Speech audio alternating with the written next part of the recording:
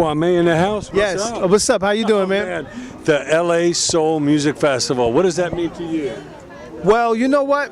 I love performing in LA. I love when I have an artist that's able to perform in LA, and I know Vivian was super excited to be out here with such great acts. So what it means to me is the fact that we are off this long plane ride that we were on earlier. We got to perform in front of some beautiful people out here. Yes, we dodged a forest fire, you know. So it's a great experience and it's a great vibe. It feels good. It feels when you were good. growing up, what was the first music, the first artist you went out with your own money and bought and just couldn't get enough of it? Prince, all day. Prince. Which album? Prince.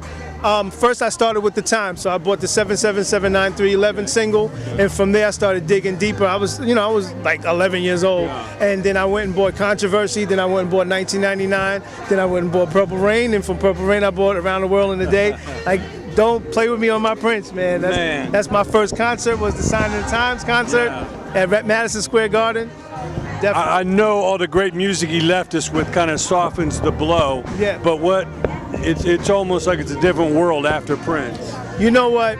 For me and Prince, and I know a lot of artists say this and musicians say this as well, but listening to Prince and vibing out to Prince as a young kid gave me the fuel and the actual reason to do what I do.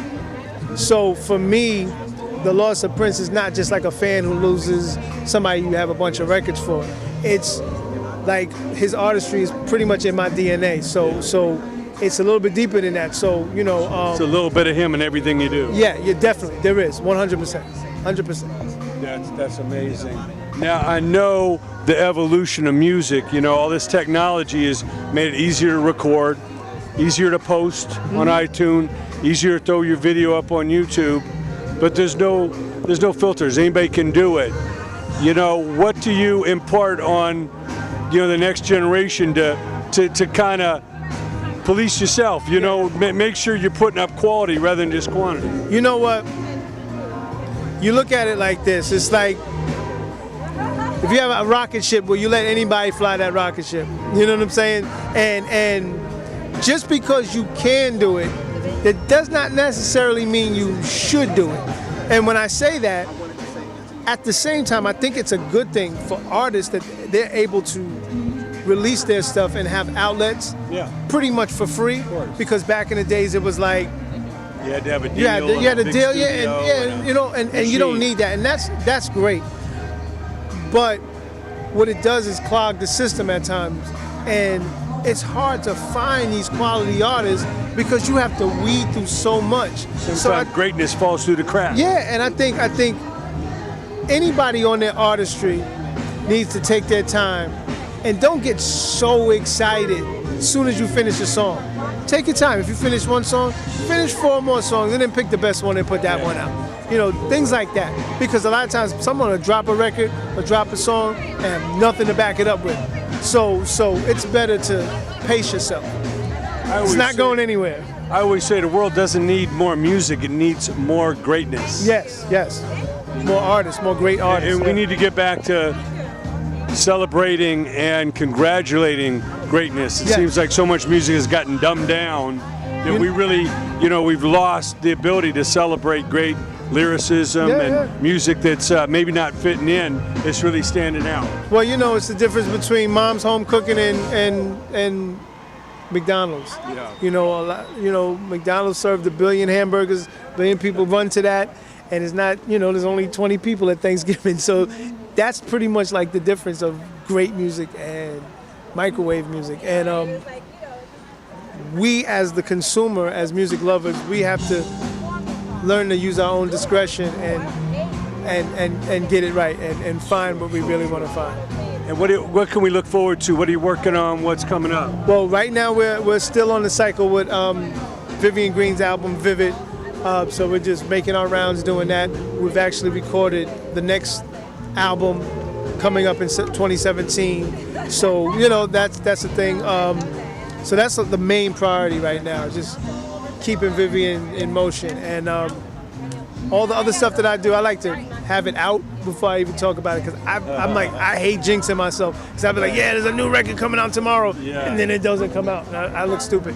So for now, Vivian Green, that's all we're focused on. But now and lastly, all the creative people coming up, there seems to be more opportunities behind the scenes. Everybody wants to be the star in front of the camera, in front of the mic, but there's more and more opportunities now for people to create programming and shows, more live shows than ever. What can you say to encourage people, like, you don't have to be the person in the camera, there's a lot of opportunities for creative people? I'll put it to you like this.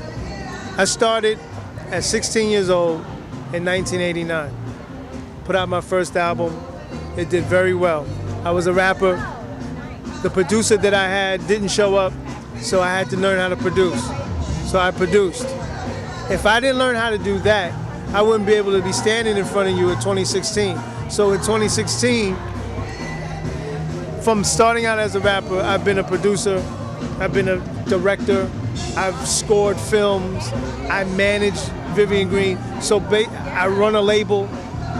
So the thing is, if you're gonna be in a business and you wanna make a career out of it, you have to learn the business. You have to learn the accounting of the business. You have to learn the musicality of the business, so many different things. You can't, if you wanna be here for a long time, you just do one thing. When that one thing ends, what do you do? What else do you do? So any artist that I work with, any young artist, and they don't like to hear that. They just want to get up there and sing. They just want to get up there and rap. But I try to walk them through every aspect. You know, like I have a rapper that I'm working on now, and I said, you know what, man, you're a great rapper, but you would make an even greater A&R. And he doesn't get it. But I'm like, you are a great A&R, man. And you don't know that yet. So yeah, we can make these rap albums, but understand, I'm gonna bring you projects and I'm gonna make you A&R these projects, whether you know it or not. And it's things like that, and I think that's my job as a seasoned artist to impart that on the younger ones.